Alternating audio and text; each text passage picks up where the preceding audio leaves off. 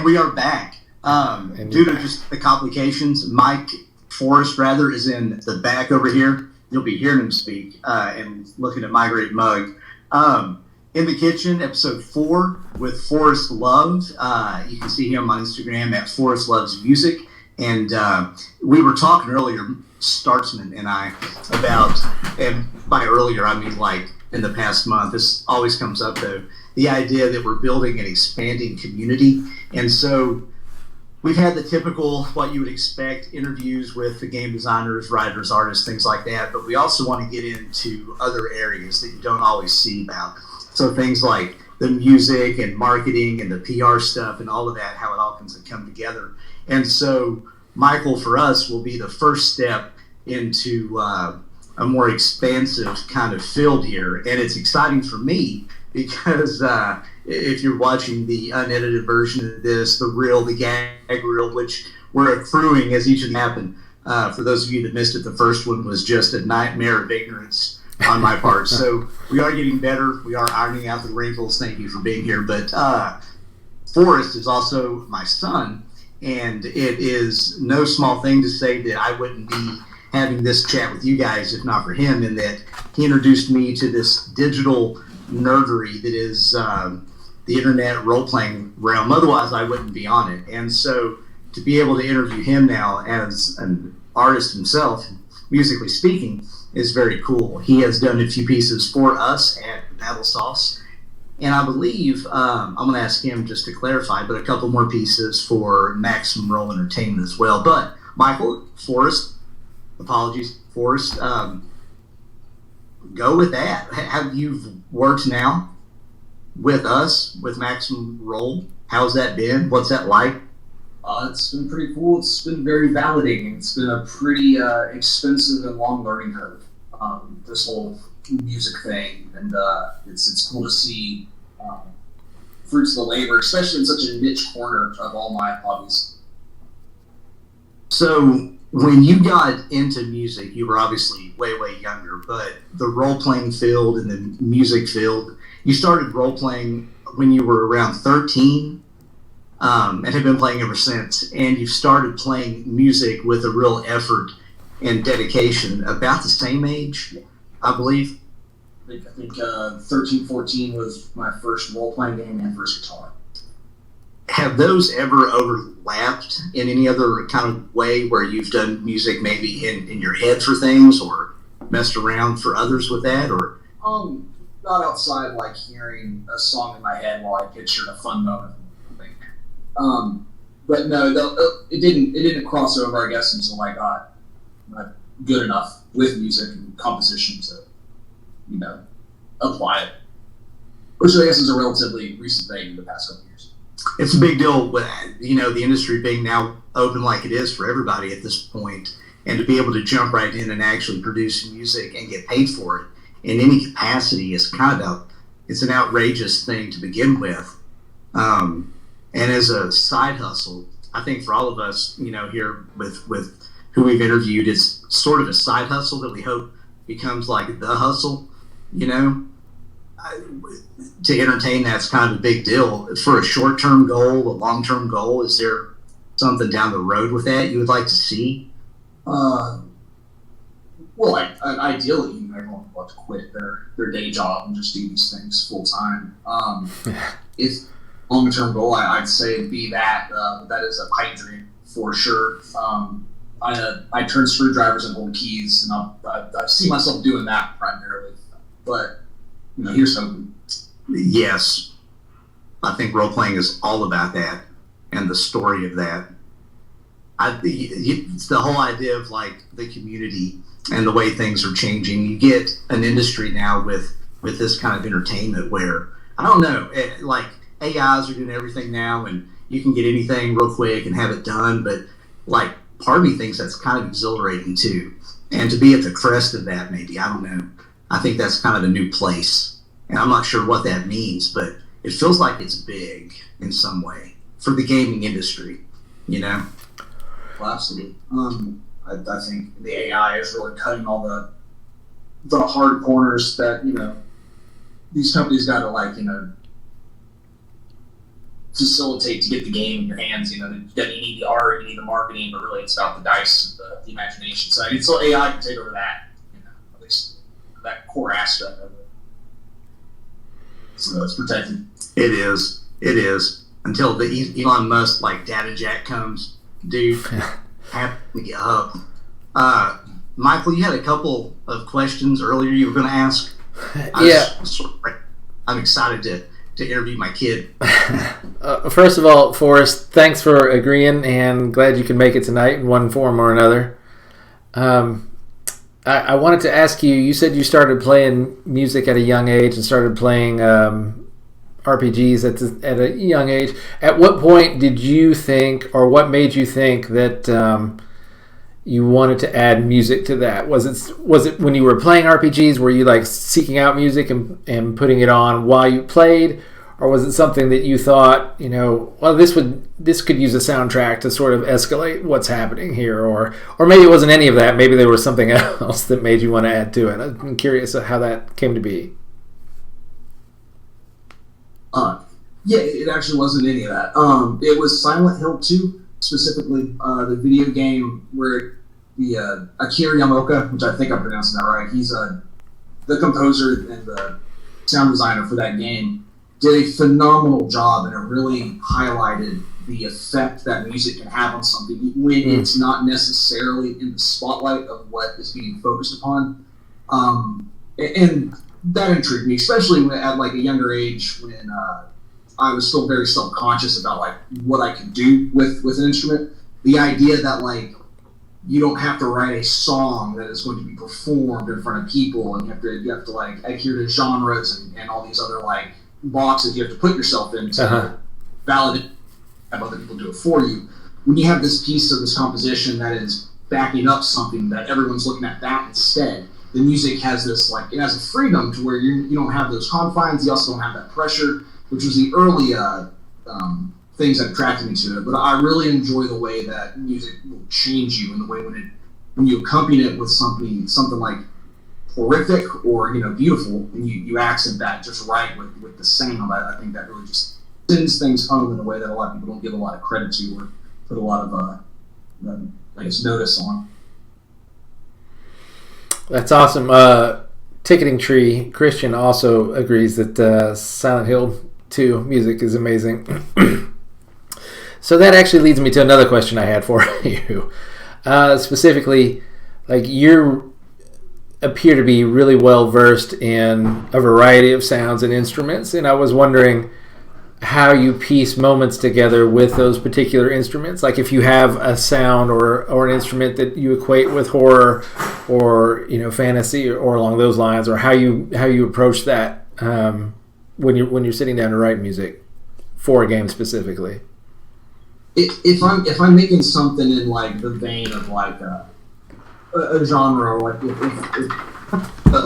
the you shared today with my track behind it, that was very heavy. Yes. That's just some of the music I just enjoy hearing. I kind of hear those kind of things in my head all day long. So when I actually sit down with my guitar in front of my computer, it's a pretty fast process. And a lot of those genres, like that one that you played, follows really specific rules. Okay, the bass is going to do this behind the guitar, and whatever the drums do, I know the kick is going to follow the same chug pattern. So that kind of stuff is kind of pretty straightforward. When it comes to the stuff I've sold to Maxwell Entertainment, which has a much more creepy, more inspired by the Silent Hill games, the little Nightmare games. That's 100% digital, and I do not touch an instrument. In fact, it's all here. So it's a MIDI grid where I hit notes and then I adjust them. So it's more sound sculpting than it is playing an instrument with my hands. Okay.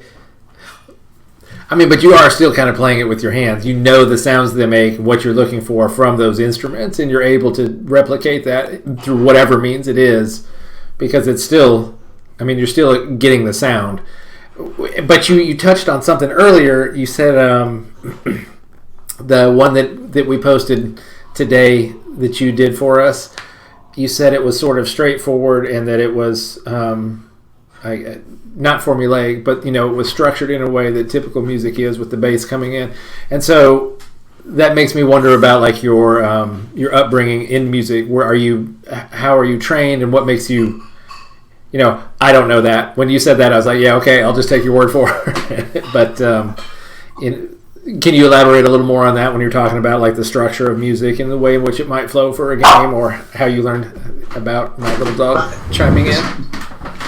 I don't know anything about music at all, and that the little track that with the animation behind it, it just made the animation that much more badass.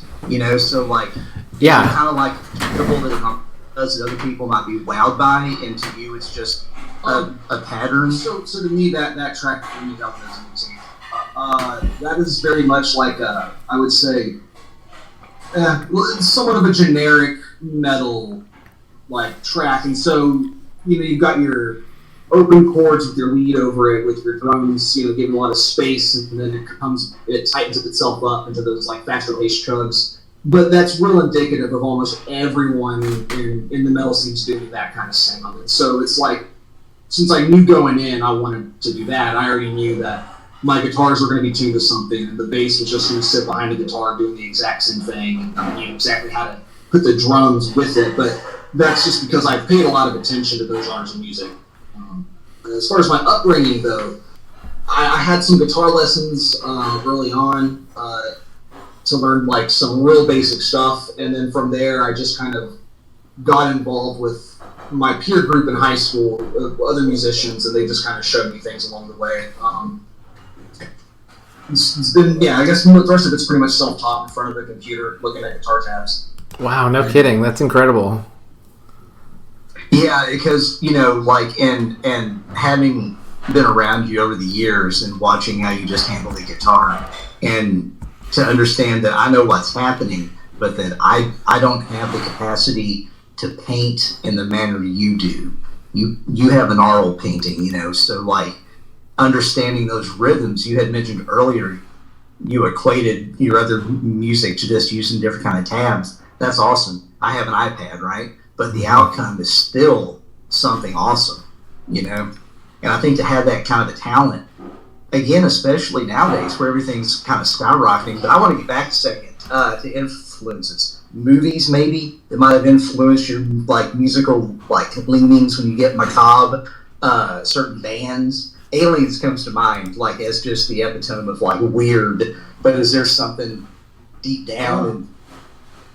Well, the only thing that really comes to mind has nothing to do with like horror. I'm not a huge movie fan, but I really like the quirky use of music in like Guy Ritchie flicks, especially like Snatch. Yes. Even if anything like that, I enjoy how it completely a scene where a bunch of mobsters drag a guy off to his death. That's pretty macabre, but you put a quirky little coastal beat over it, and all of a sudden, I don't know, it's a different feeling.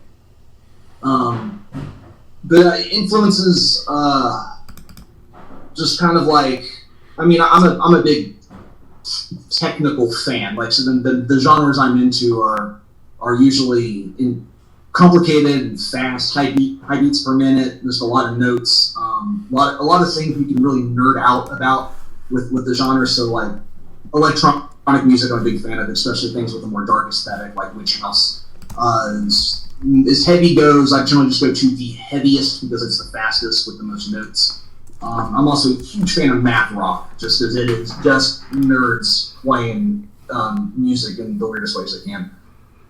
So the manipulation of the media, but there's a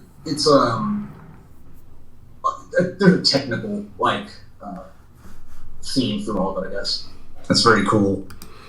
It's mystery to me, but it's a very cool concept to at least intellectualize. I can never do that.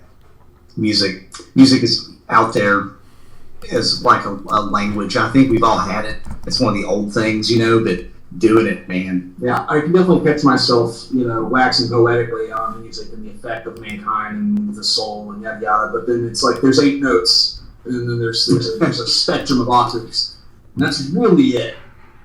So we make our own boxes on what we think sounds right. We pay a lot of money to learn those, but it's still just 8 notes in the spectrum of octaves. Right. I don't want to talk over Startsman. No, I've been trying to download some of his music. I was going to play a clip here or two, if that's cool, Forrest. Absolutely. You did. Tell me when you got. I've got one here. I think I'm going to be able to play it. We'll see, given the way our technical abilities go. So this one, and apologies if this is going to be loud, but this is one you did for us. It's straight up horror. I think we did this in October. Adam, Evil D. Do you remember that one? And I do, yeah. And Forrest put together some music for that, which I told everybody in the audience they can grab it free using the download discount code of Roll20. I think it is ROLL20. I'm pretty sure that's the discount. If not, hit me up. We'll get it taken out. But anyway, here's a sample of Evil D that Forrest put together.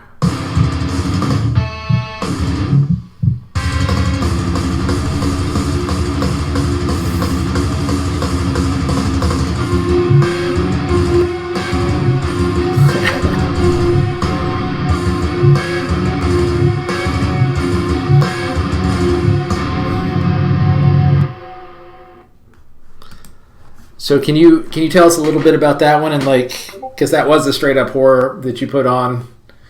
Yeah, it was. You were doing it was a Halloween theme. Was it a zombie map?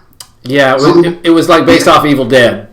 Yeah, it was all like splatter gore and chainsaws. I was really excited to see it, and then I heard the music that you had put over it, and it was some metal, and it started off with that heartbeat pump, and I really liked that, but I really didn't like hearing music that wasn't mine for BattleSauce.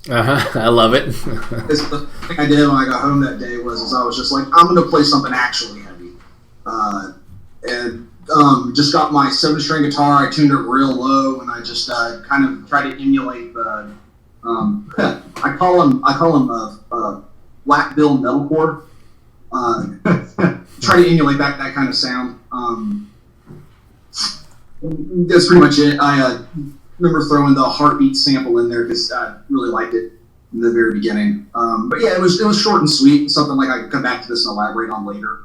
But again, it's also incredibly formulaic in what I would call generic, kind of like a deathcore sound. But that doesn't necessarily discredit what it is. And right. It's focusing on it as our, focal point. I'm not trying to sell you an album. It really kind of backs keeping a bunch of zombies out of your house, fire poker, the holes in the window. No, it's absolute mayhem music, and that's exactly what it was wanting to be. But like anything like that, and we've already had the discussion about.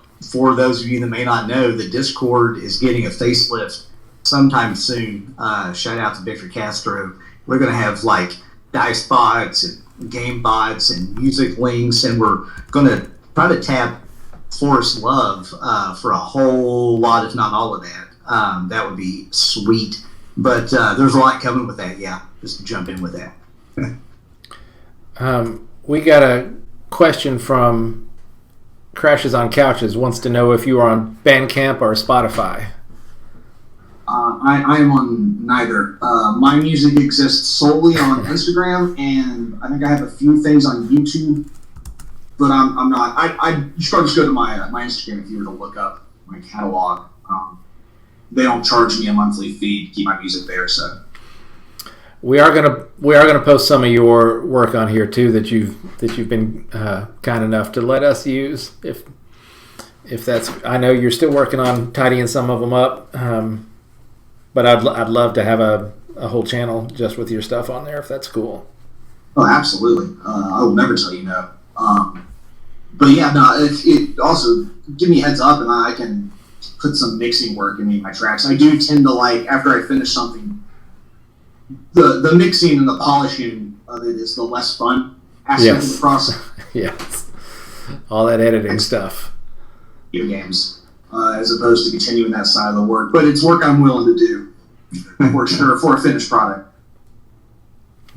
So, plus the they're inspiration too, if they're the good ones.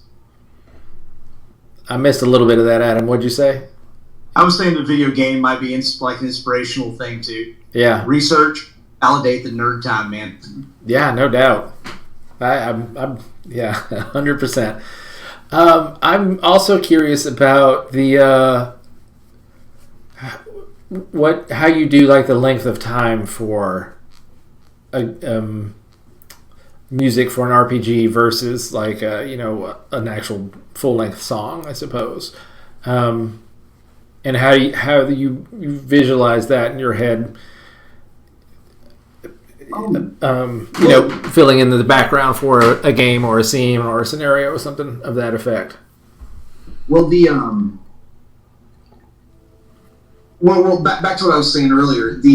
When you're making a track for another medium and the song is not the focus, I really don't pay attention to how long a track is. It usually will feel pretty organic. Some of the work I sent to Maxwell Entertainment was intentionally like longer with all the different layers. I had a little more spread out because what he does is he takes it and does what he wants with it after he gets it from me. So he will loop just one part of it, or this part he likes, or only keep the first half going for a little bit.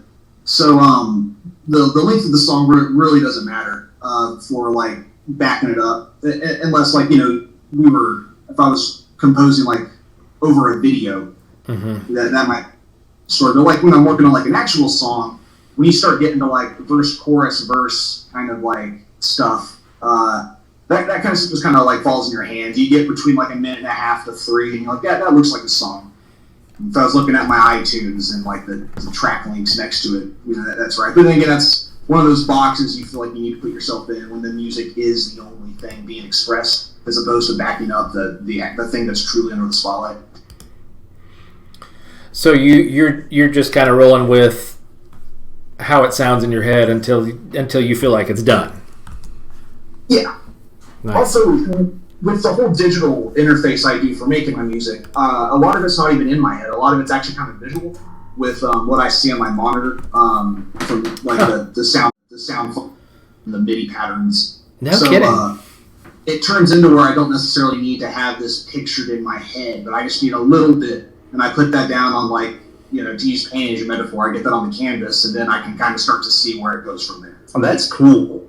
Actually. Yeah, that is. The down mix with our eye, but you really do it with your ears and kind of trap yourself staring at your monitor for too long. I guess so, but man, that's very neat. That's very neat. That visual component to it, because it all comes out kind of the same, I guess. Well, we're visual animals, so any interface you do with anything is going to be your eyes lie to you when you're trying to listen. True that. All right, can I play one more piece and ask you talk a little bit about that? Is that cool? Yeah, we'll play it if you want. All right, I think this is the one I was looking for. Let me see. Let's hope this is it. This is Forrest Love.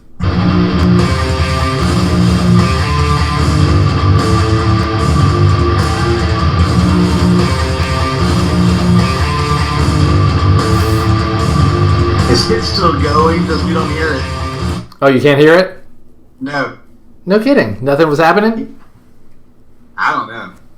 Did anybody hear that? We heard the beginning of something. Huh. That's weird. Yeah, no, it was rocking out. Ticketing Tree says yes. But that actually wasn't the song I was looking for. I was trying to find the one. You did some sampling of a movie, Tombstone. And I was wondering if you could speak a little bit. And I've seen you do that before on your socials, sampling movies and shows. Is that something... Can you talk a little bit about that? Is that just like you see that as an inspiration, or you like these cool moments, or is it a little bit of all of that, or none of the above as I missed before? I get really nervous about copyright issues, and that's why I don't actually have any pirated software in like my studio. So like I never like take a sample from a movie or something and throw it in a track and then try to sell that or use that just because it sounds like a nightmare later on if anyone would ever care, or that might be pretty presumptuous of myself. But that particular track actually is our buddy in the audience, Crashes on Couches. He ran a Vampire the Masquerade game that was Ranger Wild West Desperado themed, and I made a track for it. And the Good, the Bad, the Ugly, I think was the initial inspiration for that game. Where that's that opening whistle in that track, that pitch drop. That's where that came from. And then I was just kind of going through like Western one-liners montage on YouTube and came to Tombstone. And, I heard it. So, but yeah, that one was actually more for just funsies. And he's a real talented vampire storyteller. So it was pretty cool to back up that game with that. Well, don't...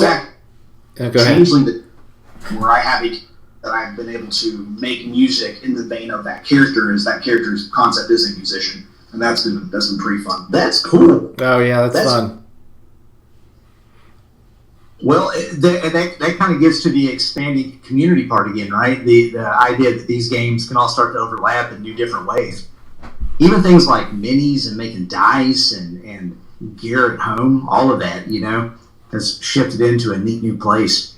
What is there a genre that you like the most to write music for? Oh, you mean in context of RPG? Yeah. I don't know if you call it a genre. Whatever a cryo chamber is.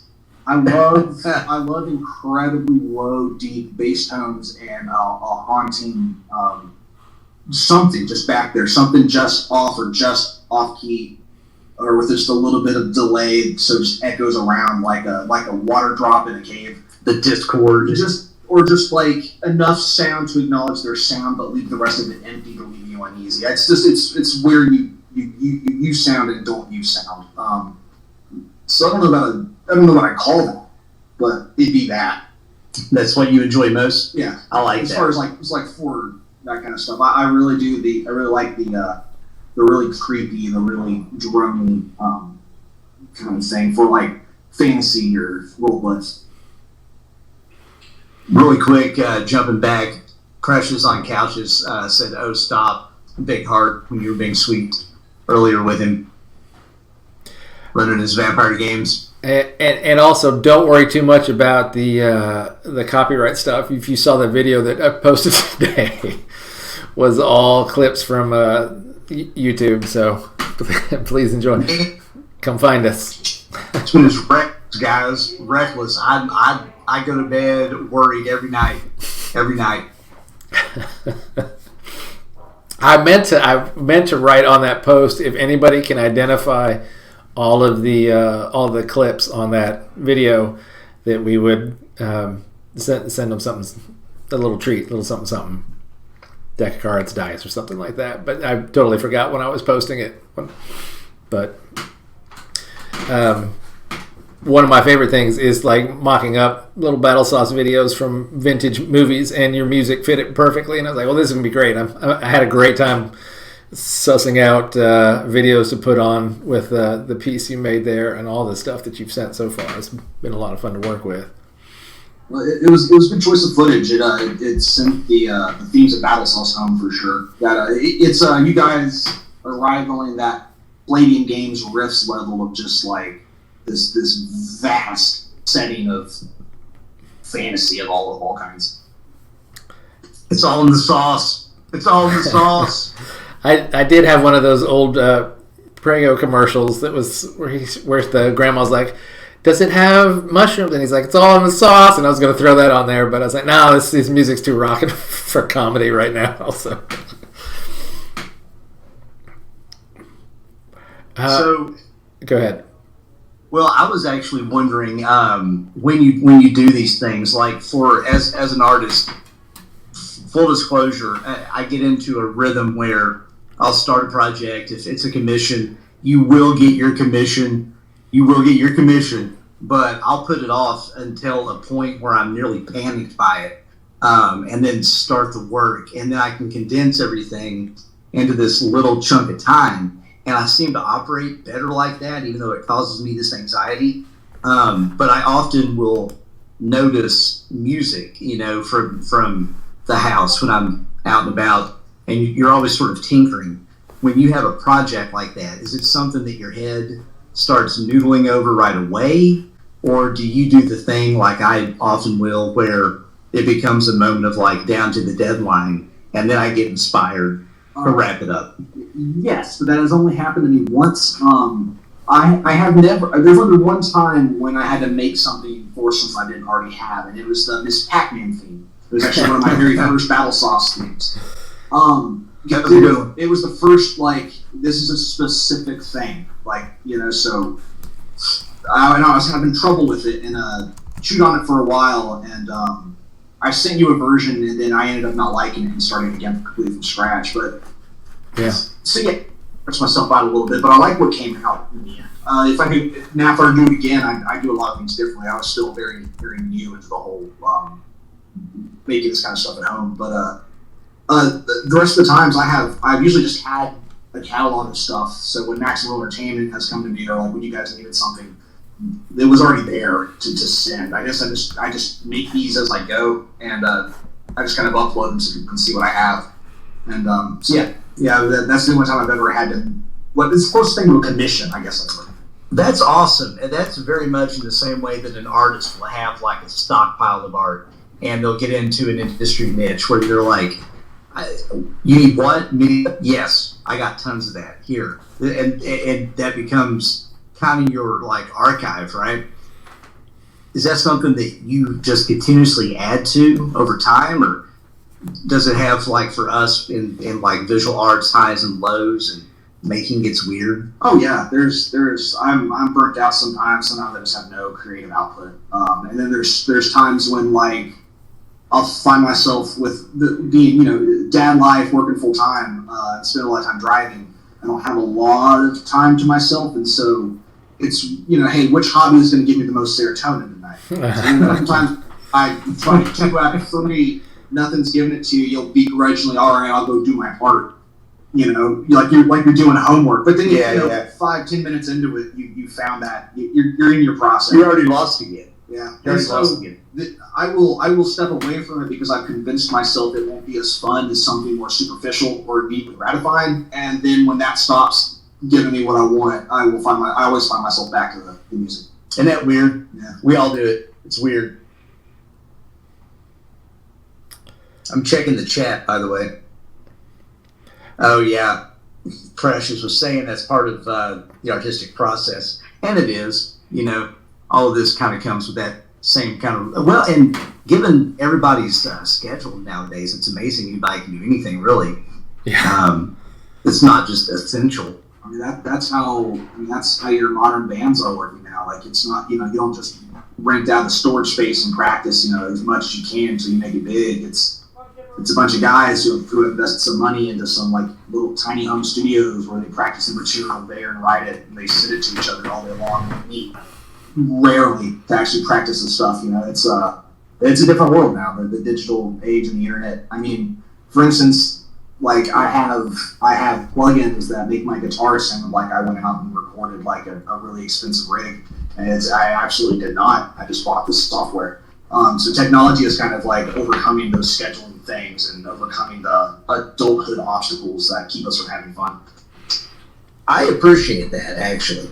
Giving access to people that, as long as I think you understand that it's, at least for me, and I can't speak to any other artists, but I've had a lot of time to ponder the advent of tech, and for those of you that know me for more than 5 minutes know that if I have to learn anything new with any technology, I'm immediately hostile about it and will stay angry the whole time. And so to go from like a traditional artist into one that uses an iPad consistently, I come back to, I think Leonardo da Vinci would have loved an iPad. And I think as long as you understand that what you're doing at the end of the day is art, or does in some way progress something for someone. So if it's visual art, you inspire just a moment, maybe, of maybe wonder, or how did that happen? And I think music does that maybe more poignantly than visual art does. So even in these little doodles, these audio doodles that you have made, I think there's a lot to that. And I think it's kind of a big deal. And I think in this environment, especially where you have this growing community again, I think that it would be neat to see more of that. Do you know Are you the only musician that I know that does nerd music? Well, I mean, I listen to a lot of RPG podcasts, and they all have music. Though I never really look up who they are. I talk information, but I don't personally know anyone making music for, RPGs or video games for that matter. I do know people making music, but they're running studios or it's their project, their bands. That sounds like nerd niche heaven, man. Like it's nerd niche heaven. I've wanted to have a job in video game sound design for quite a while, and so this is I guess the closest I've ever hit to that. Well, to that effect, and just to let everybody know, we are coming up on the 1 hour mark in about another 10. We tend to keep these at an hour, but we started late, so we can totally go a bit later if you would like to. But with the whole music thing, I think it would be great, as I've now mentioned it a handful of times, though, this larger space for all of us. I think it might be neat to see where that could go. Is that a thing, like role playing music as a I don't know. I'm not. Music's such a weird thing. It's hard to apply it to a medium that is not really there outside of your imagination, book, and dice, right? So unless you're making music to literally be played in the background while you play a game, I'm not quite certain how you would more apply that. This definitely is something that you'd use a lot more in marketing or things of that nature. But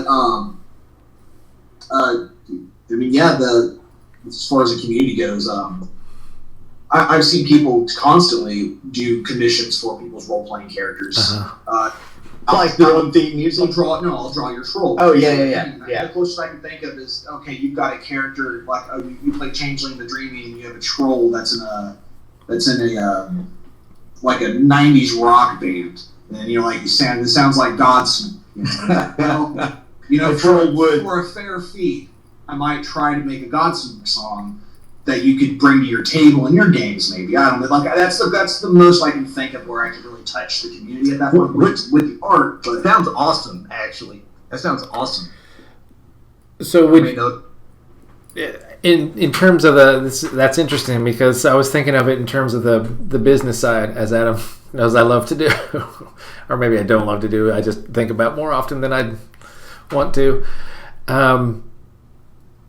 So, for instance, making music, would you do a bunch of sound bites maybe that might be specifically for tavern music, or are you looking for, or even from a game from start to finish, say this is maybe the characters meet, there's a climax, here's the coming down, and this is the end stuff, or do you think of it more as you're looking more for a commission kind of thing, like you get from us when I frantically, hey man, it'd be cool if you made some music for this horror game that we did. Can you do it tomorrow night? You're like, well, yeah, sure, I can kick that out. Give me some time. Yeah, that one's definitely it. With what, especially when playing role-playing games like Adam here and my friends, the amount of work I would need to do to I guess score an entire chronicle of a session, start to finish. Given how I know these players can throw wrenches into a game, that climax I spent 18 hours on, we're not going to get to, or now it doesn't really, it's not going to hit the same because they completely skipped the whole thing or killed this guy or Jimmy died back there. But do you think you could have a section of, if you had a Spotify page, you could have an album that's hey, these are climactic battle songs, or these are songs made to be sort of low key introduction type stuff, or does that not interest you in that way? You'd rather. There's a couple of Vampire the Masquerade playlists that we and my kids listen to. Well, I guess I listen to. I don't really know what they listen to.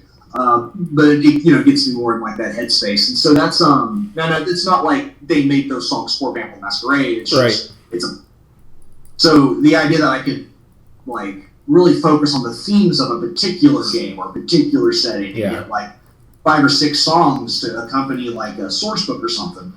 That sounds pretty cool. Mm-hmm. Good to know. Yeah, we'll be in contact. Crashes on Couches gave us a...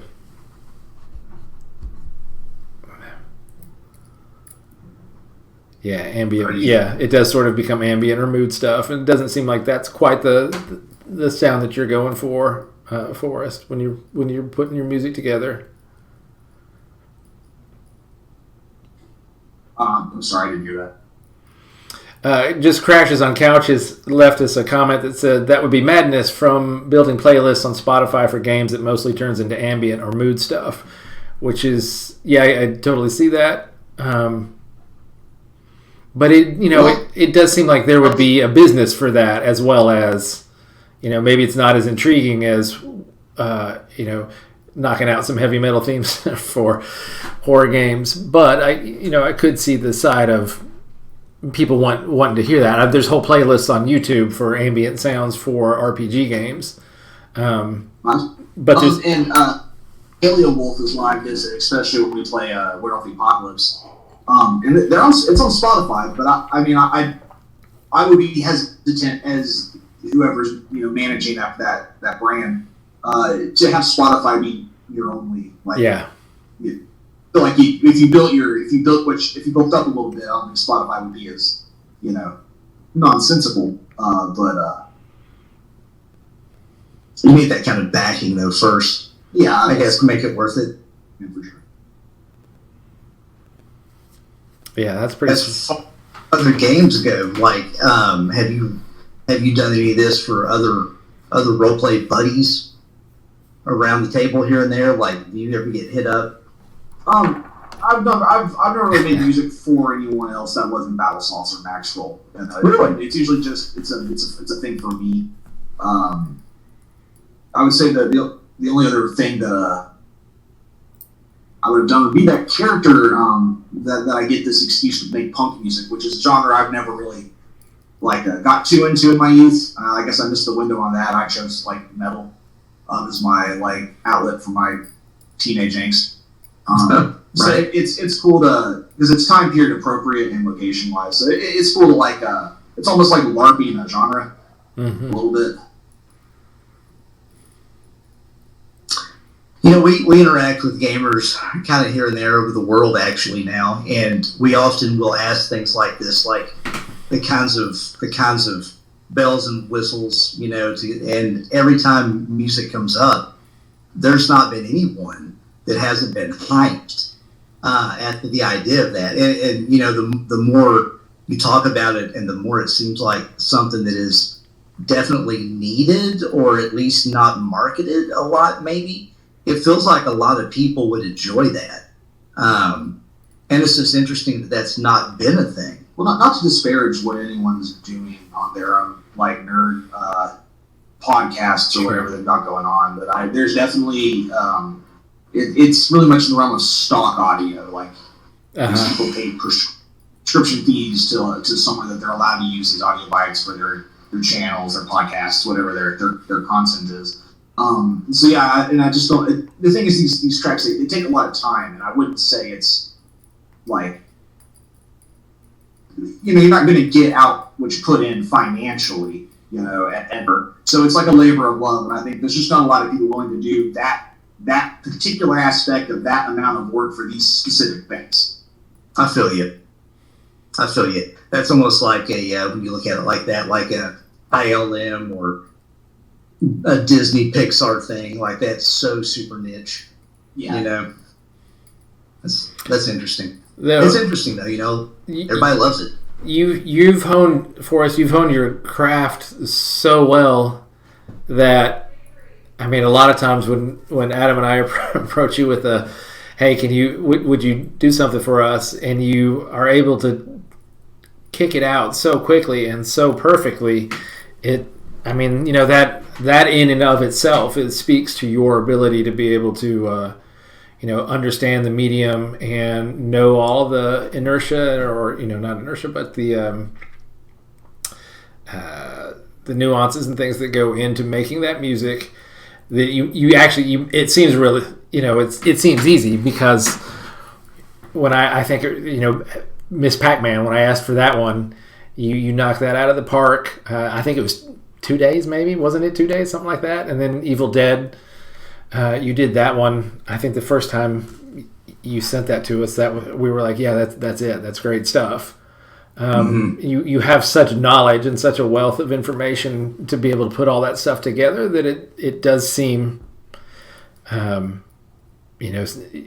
you're such a professional at it. It seems so quick and fluid that it's really cool to be able to see you and hear you do that and put that kind of resource out there for gamers in general. I think that's a unique talent that none of us have.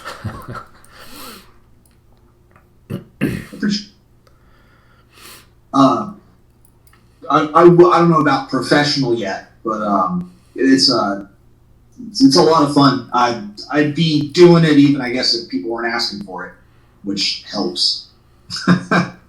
As an artist, yes, I second that. Oh my God. The hundreds of hours just with you, Startsman, and myself, hundreds of hours, the paycheck would be nice. It would be awesome. And we call it making that, but, we made that nerd scratch. That's kind of it. But I think this is valuable, though. I think, joking aside, this interview got off to a weird start with the technical stuff and everything. But I think having these kind of interactions where we see how many people do take part, and I think it's valuable to have that. So the nerd money hopefully will come at some point.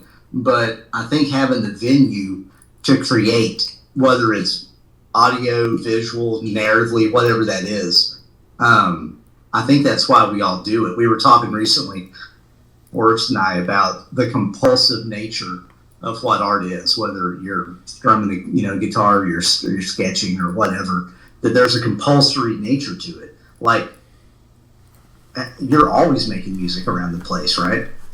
Almost always. I'm always scribbling, but man, it'd be nice to make some bang on it one of these days. Or some scratch would be okay too. Even better scratch would be good, yeah. But it's all good. It's for the kids. We've only got a few minutes. We don't usually like to go past an hour just because it's late for everybody, but I do want to say it has been a pleasure to interview you, Forrest, and it's strangely more nervous than I have been with anybody else. I feel like I kind of goobered out a couple times, but you know what? As we say before we get out of here, it's always fun. We'll be back next week with somebody else. But Forrest, anything you want to say before we go? Forrest Loves Music on Instagram. Share my stuff. Let me know if you want to buy anything. And generally be going $30 a track, but if you're listening and you'd like to render these services, I want to make music for you, so I will work with whatever sounds fair. So validate my efforts. Hell yeah! Is that the best way to reach you and find music and stuff? Is on your Instagram? Absolutely, I'd say it's the only way. Okay, really. Michael asked the audience just to make sure nobody had any real questions before you go. It looks like they're all good for the moment. As always, these are fun. These are strange. These are weird. We will have you back, Forrest Love, if you will have us. we will have it hooked up better. And I have some ideas maybe for a guitar stand maybe nearby if you wanted to strum while we talked next time. Might be cool. Oh, that would be... That would be sweet. Oh, yeah. And one of the other things we want to do is to get the people that we've sat down with in the kitchen is also get them all together and play a game of BattleSauce. So we're hoping that you'll be down with. I know you're down with that. You've mentioned it before, so it'd be cool if I think we're up to 4 now. Oh my God! Yeah, we're both excited. Yes, let's. Sounds great. Sweet. That's awesome, guys. Thank you again for tuning in. And as we say, it's all in the sauce. And until we see you, be safe. Much love. And talk to you later. Thanks, Forrest. And thanks, everybody in the audience. Bye, guys.